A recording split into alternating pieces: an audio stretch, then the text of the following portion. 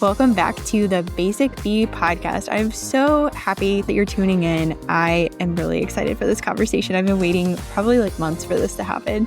I am here with Angela Tan, and I'm going to introduce you to her and then introduce her to you officially. But we're going to be talking all about Angela's travels and her conference experience and all of her networking tips and best practices and advice, because Angela has gone to a couple, I think, of conferences. We'll get to the details in a second, but my name keeps coming up and her name keeps coming up, and I'm not even at these events. So I was like, I need to have Angela on so we can talk this through. So that's what we're going to be talking about. But let me give you a quick intro to Angela. Angela is the founder of The Systems RX based in Tampa, Florida.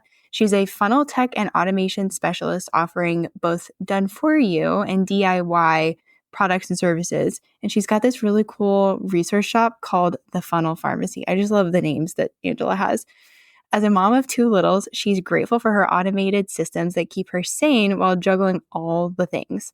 That's why she's passionate about educating online business owners on easy-to-implement automated sales, client management, and marketing systems so they can run a sustainable and hands-off business. Angela, my friend. Hello. Hello, Brittany. I'm so excited to be here. I'm so excited to have you. And I didn't prep you for this next part, which is... Oh, I know. I've been listening to your podcast, so I know what's coming. Oh my gosh, I'm so flattered. Okay, so So here's the question, and then I'm excited for your answer, and there's no wrong answers. So which do you believe is the most important for sales? SEO, storytelling, or social proof? I'm going to cheat and say all three. That's not cheating. No? Okay, I can say all three? Yeah, I'm going to go with all three because I really think the combination of those three together can be really powerful for sales. People can find you through Google search with SEO, but if you can't connect with the people who found you through storytelling or establish your expertise with social proof, then, what's the point? But also, if people can't find you through SEO and you have storytelling and social proof, then who are you sharing those things with, right? So with my experience of all the funnel building and all the funnels that I've seen, the best sales pages have all three of those combine. And so I'm going to say all three. I love this answer. And I like your explanation too. I love it when other people say what's in my brain. And you just did that, because that's why I've talked about this before. As you know, that's why I love case studies so much, because it has all three. You've got the quotes, you've got the storytelling, and you've got the SEO in there. So that is not what this episode is about. So let's get into, when did you start going to networking events and what inspired you to do that? Yeah. So I joined this online world in 2019, and not long after that, we know what happened. So I did We do. I did a lot of virtual events for a year or two after that, and then finally got an amazing opportunity to go to an in-person conference hosted by the one and only Jordan Gill, and I had to be there because I had been to all of her virtual events, and I was like, I have to be there for her first in-person one. So I made it happen, and I went to Make Your Mark Live 2023. And I will say, before I went to that in-person conference, I did attend an in-person mastermind retreat, and the connections that happen in person are just so different. It just happens so much faster, and you build relationships with people that last for so long. Yeah, a lot of people from the in-person mastermind retreat were also going to the conference. I was like, oh, this would be so fun. I know some people there, but also I get to meet new people and also get to see a lot of my internet friends that I haven't met in person yet. So I just thought it'd be a great time, and also a great excuse to have some alone time away from the kids. So, right. I mean, you might as well wrap that all into one. Take a solo vacation, get some business stuff done, meet some internet friends. And it's a tax deduction. It's a business expense.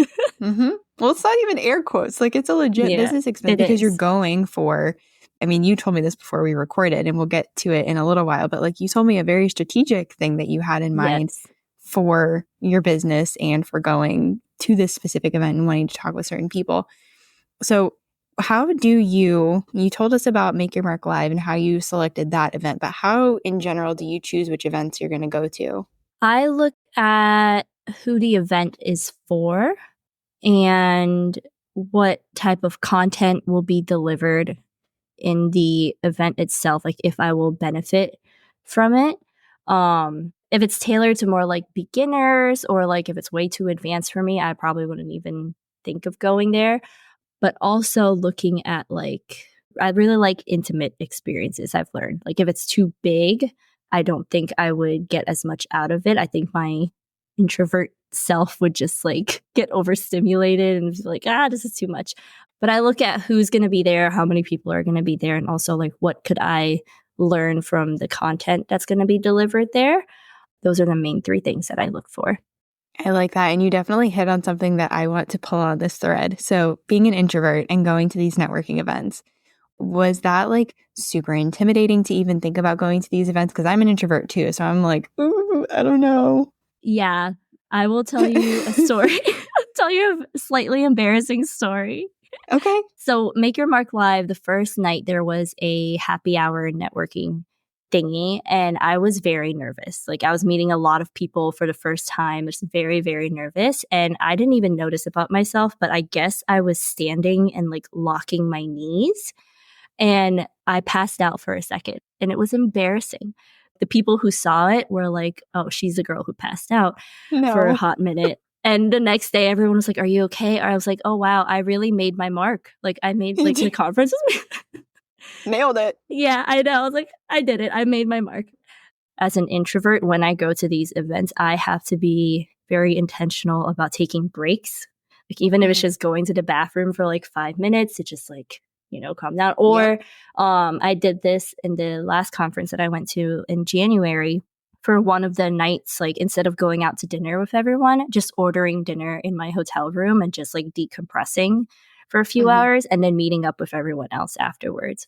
So I think it's so important to like have that time to yourself as an introvert. You're going to want to do all the things. Like you don't want to get FOMO and like miss out on the connections that you might build. But also like I definitely overdid it with the first conference that I went to the point where I came back and I think I like shut down like socially. I just went back into my shell and I like had a hard time like talking and like socializing with other people. So I learned for my next conference that I need to be more intentional and aware of when I start to like, run low on my social battery to kind of recharge myself. Because I'm there to connect, ultimately. I am there to connect. And if that isn't there, like then what? What's the point of being there if I'm just going to like sit there by myself and like, yeah. I did eat lunch by myself in this conference that I went to in January, like one of the days, just to like decompress a little. And then I went back to socializing. So it's okay to take breaks as an introvert, recharge your battery. Yeah, I think that's a really good thing to point out because I think I could see myself doing that and just being like, I'm going to go to all the things and I have this friend over at this one. I have this friend at that one. I could see me just like the social battery just like draining, actually probably dropping pretty quickly too. Yes.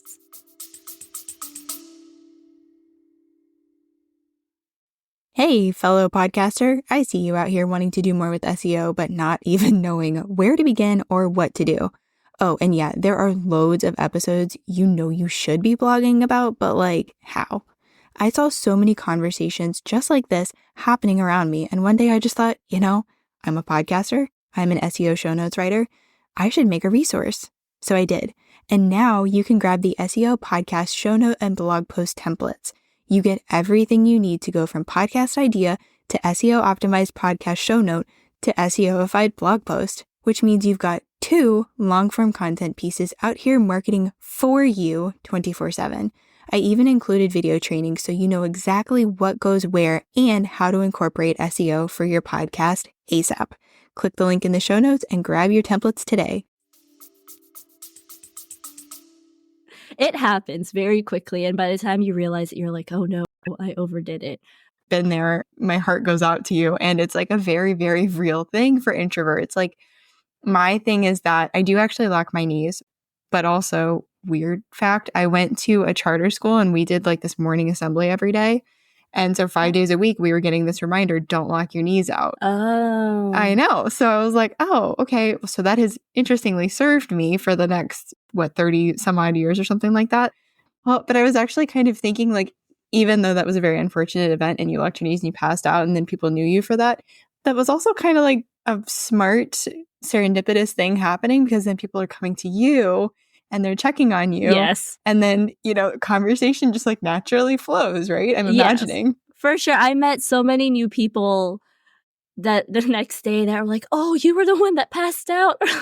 Yep, that's me. It's like, yes, and you are. And then new friendships were born just like that. So yes, it was a great conversation starter. Oh my goodness, that is too funny. I'm glad you're okay, but that's also like a very real thing. And I appreciate you sharing because I could very much see me doing something like that. So we talked about how you choose them. If you feel comfortable, do you have any favorites, like people that you met or places that you went to, events that you went to, things that you learned, like any favorites? One favorite is the temperature has to be slightly warm-ish, not cold. That's good to know. I don't do well in the cold.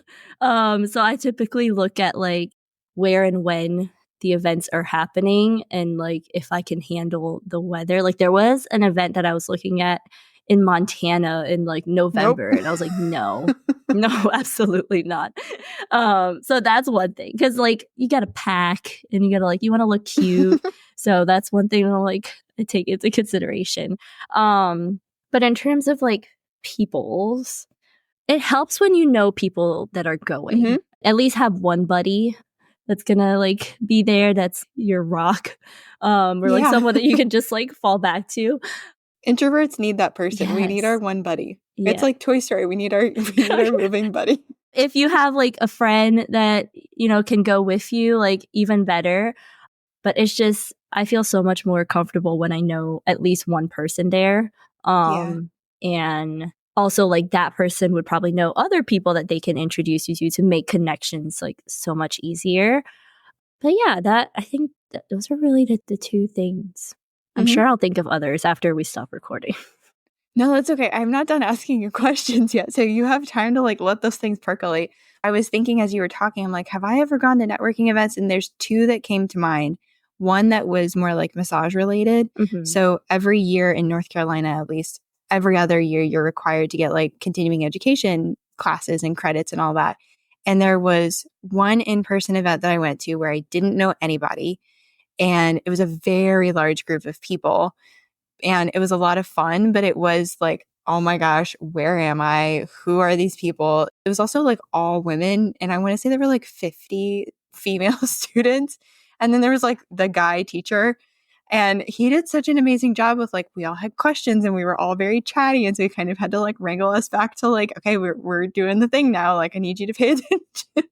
And mind you, this is like grown people, like adults, where it's like he's wrangling us. But I do remember there was one person I buddied up to my like table partner, and she was from that area. It was like an hour and a half away from where I lived. And so she was, oh, do you want to go to lunch over here? Oh, do you want to go out to dinner? And it was like just the two of us. That was so nice. And she became a lifelong friend. So like that was really fun. And then for the online world, it was November, I think, of 2019, right before the world crashed. Mm-hmm. And I got to go to Nashville for a social curators event with Jasmine Star. And it was a lot of fun. And I remember like me and Crystal were the last two people, and she stuck around until the very end. And I was like, it's okay. Like if I don't get to say hi to her, that's okay. She stayed till the bitter end. Like this woman will stick around and make sure she talks to everyone. Oh, that's so nice. Yeah, it was really nice. And it was just like such an enjoyable event. It was also a large group of people, but there were people I knew I wanted to go say hi to, and I got to say hi to all of them. And it was just like an evening. So just like, I don't know, 4 hours or something. And it was a good amount of time for me because I was able to like go and immerse myself in that and then like chill until I needed to come home. But it was a lot of fun to just like with both events have one person that I was buddied up to and have that chill time and know kind of what I wanted to do in advance to make it a success. And it sounds like that kind of rings true. Yes. This past conference that I went to in January, my buddy was Dolly DeLong. And oh, yeah, she's so sweet. It was just nice to have that like accountability too. It's like, okay, like before we went out, like we both asked each other, like, why are we going to this event? What are you looking to get out of it? And we kind of like held each other accountable throughout the conference. Like, no, you should go talk to that person. Like, no, let's go talk to that person together. Like, it was just nice to have like a buddy to like do things together. It's hard because when you know that person like you have your buddy, you should still like venture off and like do your own things. And we did do that so that we're not like stuck together the entire time.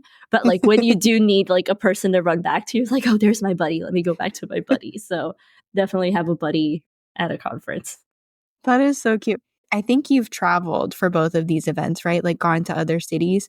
Do you have any advice as far as when it comes to like booking accommodations or doing anything outside of the conference or any kind of travel thoughts? I learned this from my January conference. Go at least a day or two early because you never know with travel delays. So both of these conferences were in Dallas, and I guess there was like an Arctic storm or something in this January conference, and it snowed in Dallas. And I guess that's not a normal thing. And again, I was not expecting snow. I was expecting like warm, like I'm from Tampa. Mm-hmm. Like I was expecting like 70s, maybe 60s. It was in the 30s. My flight was supposed to leave out on Monday at like 2:00. And I checked in for my flight on Sunday. And about an hour later, I got a notification that my flight was canceled due to weather hazards or whatever. And so I'm at the playground with my little ones, and I get this notification that my flight is canceled. So I'm looking for alternatives. My next alternative was Tuesday, and I wouldn't get there till Tuesday at 5 p.m. And by then, the conference is like halfway over. So I was like, what am I doing? Like, I don't know what to do. Thankfully, I did find an 8 p.m. flight that night. So I just flew out that night. Good.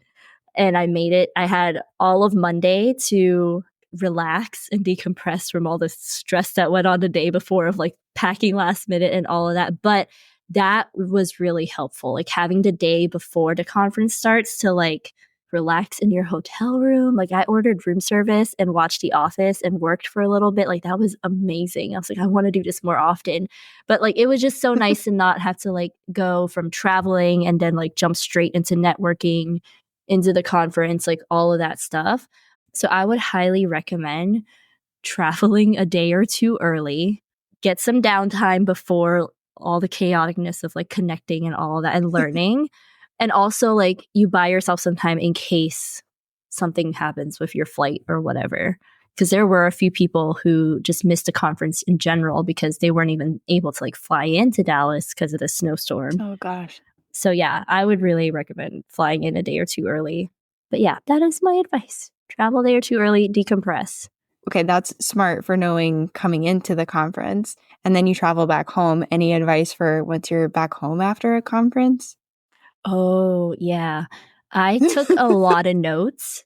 Like anytime I was talking to someone or when I was listening to like a keynote or whatever, I would take notes. And on my flight back home, I looked at all of my notes and kind of like categorized them into like, okay, this is what I'm going to work on. And like, this is next and like things like that. Because you come home with so many ideas. So many ideas. You come home with also like so many new connections. You're like, I need to follow up with this person and this, and that.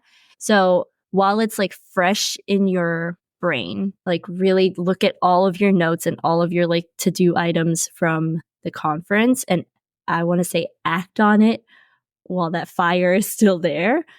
But I think next time what I'm going to do, because the past two conferences I've gone to, I've left like immediately after I took a flight back home and like came home. But I think next time I'm going to stay like an extra day to like give myself more time to like really soak in like everything that I've learned and all the connections that I've made.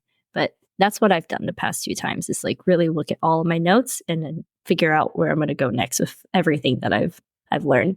Yeah, I could see that being a big thing for me where it's like, okay, what's actually going to happen? I just love how your brain works because like your business is called the Systems RX. Like it's just so organized and there's such a flow to it. And that's really great, especially for, I don't think we said this like while we've been recording, but we're both manifesting generators. And so we've got all of the ideas and we want to act on them like yesterday and we need them to be done like this afternoon. And it can be a lot and there can be a lot of things that we just want done immediately. But having a plan and actually mapping that out, that sounds very, very wise, very strategic. And speaking of strategy, did you have any kind of like game plan or strategy going into any of the conferences that you've been to or any that are coming up? Yes. Yes, I do. Because do tell. These conferences aren't cheap per se. And you kind of like think to yourself, like with coaching programs or with done for you services or like any investments that you make in your business, like what is the return on investment that you're going to get out of this thing? And the same thing with conferences. Like, what am I looking to get out of this? And how will I know that like I accomplished that with this conference that I'm going to? Like I said, I did go for the connections, and the connections are like a beautiful thing that happen out of the conferences, but also like we're business owners. We're going there because we're, we have motives, good motives, not bad motives. I know that sounded so bad. We've got motives. Yes. But I looked at who was going to the conferences, and like I studied the list of people going. I love when the host of the conference like either put together like a Facebook group or a community before the conference so you can like get to know people that are going ahead of time. And so I typically look at that to see who's going.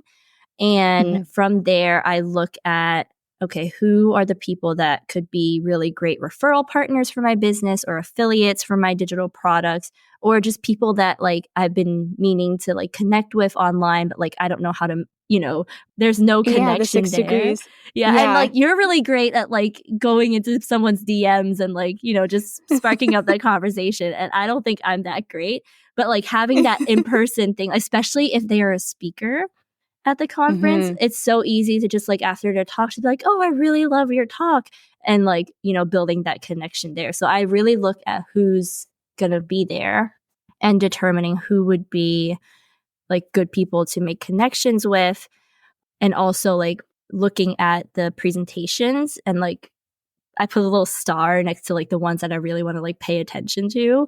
That's my strategy for these conferences.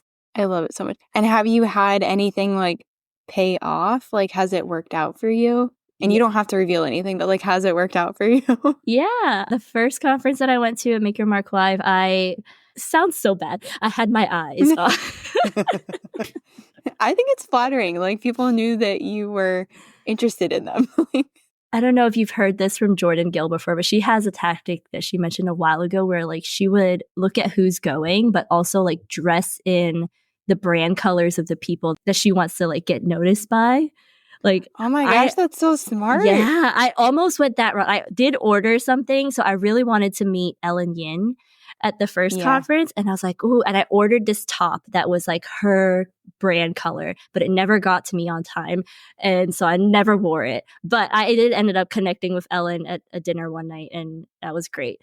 Yay. But like you can go that route if you'd like. I almost tried it, but it didn't work out to my advantage because I didn't get the order in time. But at the time, I was really looking to get affiliates for my efficient emails database, which is an Airtable database that helps you strategize, write, and track all of your emails that you send out.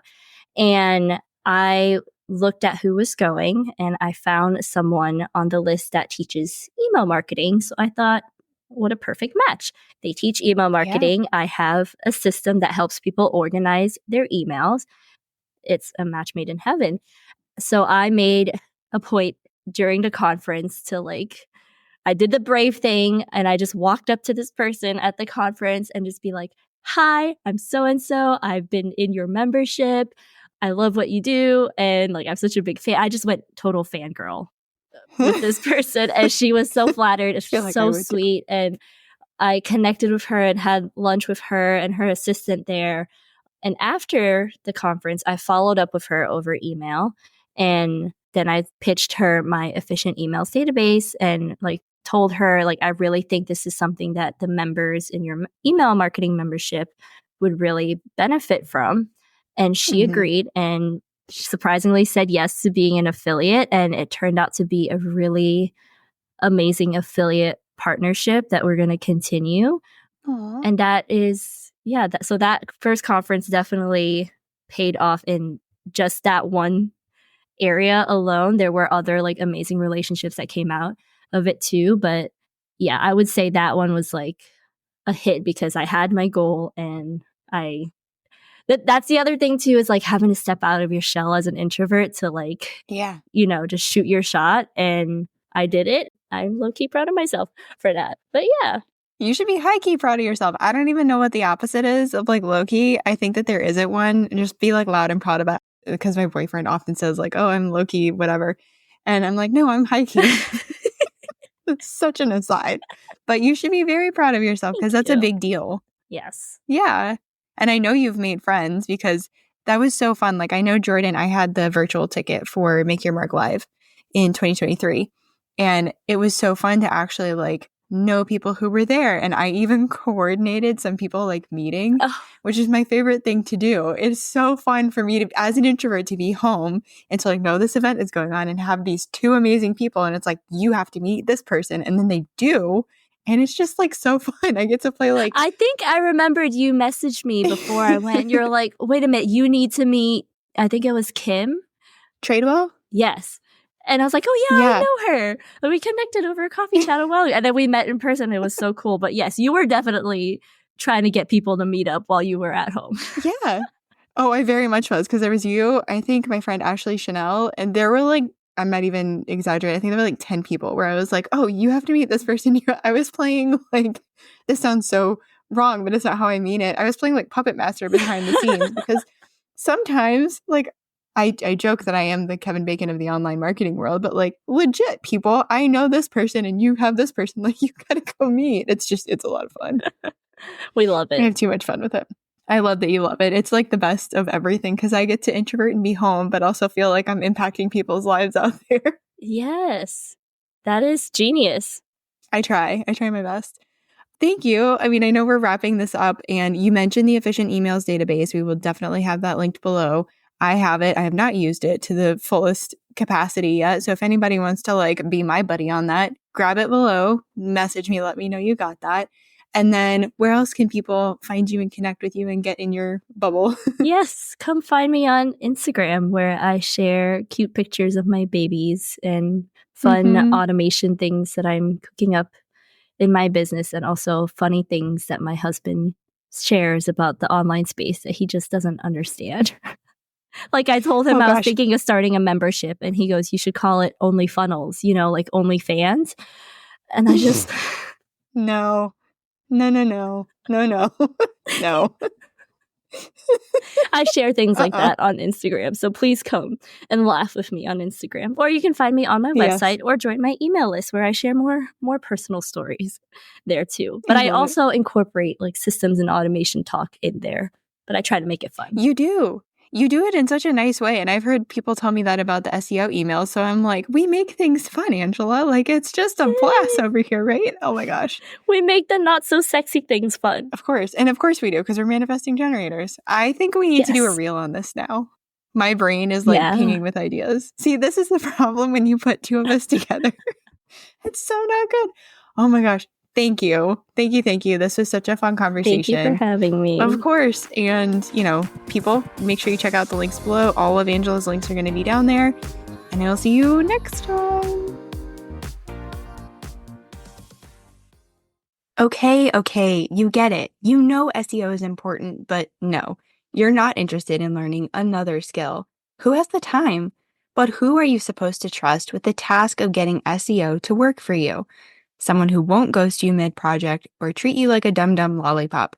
Someone who actually wants to empower you and your team with all things SEO.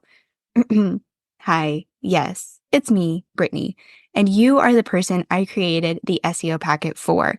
You're curious, you want to understand this thing better, but like only a little bit. You don't actually want to do the doing. This way, you get the key SEO stuff super fast, and you get support throughout and beyond the project.